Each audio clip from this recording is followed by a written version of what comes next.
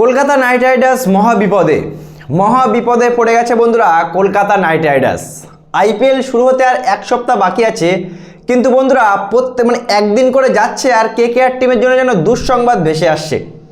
বন্ধুরা, কলকাতা নাইট রাইডার্সের fast bowler Akashdeep Singh চোট পেয়ে আইপিএল থেকে বাদ পড়ে গেছে। কেকেআরের সাথে এমনটা কেন হচ্ছে বন্ধুরা?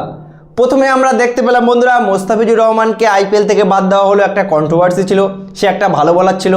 হর্ষিত রানা চোট পেয়ে বিশ্বকাপ থেকে বাদ পড়লো, তারপরে আইপিএল থেকেও বাদ পড়ে গেল। তারপরে মাতিসা পাতিরানা, শ্রীলঙ্কার যে ফাস্ট বোলারটা আসার কথা ছিল কেকেআরের হয়ে খেলার, সেই পাতিরানাকে এনওসি দিচ্ছে না শ্রীলঙ্কান ক্রিকেট বোর্ড।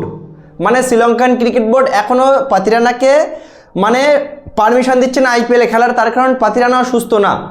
আর আজকে আকাশদীপ সিংও বাদ পড়ে গেছে বন্ধুরা। তাহলে বোলিংটা করবে কে? প্রথমে মোস্তাফিজুর রহমানকে বাদ দেওয়ার পর তার রিপ্লেসে ব্লেসিং মুজারাব্বানিকে নিয়েছিল কলকাতা।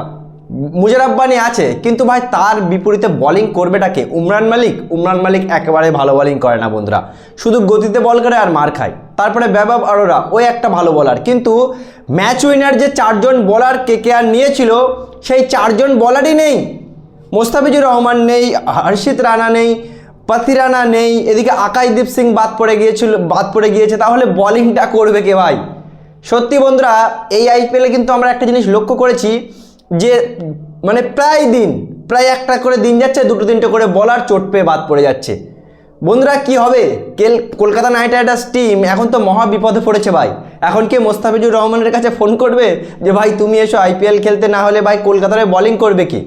বোলিংটা করবে কে বন্ধুরা? কলকাতার ব্যাটিংয়ের তো লাইন প্রচুর ব্যাটসম্যান আছে, কিন্তু এই যে একের পর এক বোলার চোট পেয়ে বাদ পড়ে যাচ্ছে, এটা কিন্তু কলকাতা নাইট রাইডার্স টিমের জন্য বড় একটা বিপদ সংকেত। এখন দেখা যাক বন্ধুরা, এই যে আকাশদীপ সিং বাদ পড়লে রিপ্লেস হিসেবে কলকাতা কাকে নেয়। কি বলবে বন্ধুরা কলকাতার ভাগ্য নিয়ে? বা এই প্রত্যেক দিন একটা করে বোলার চোট পাচ্ছে, এর কারণটা কি বলে তোমাদের মনে হয়?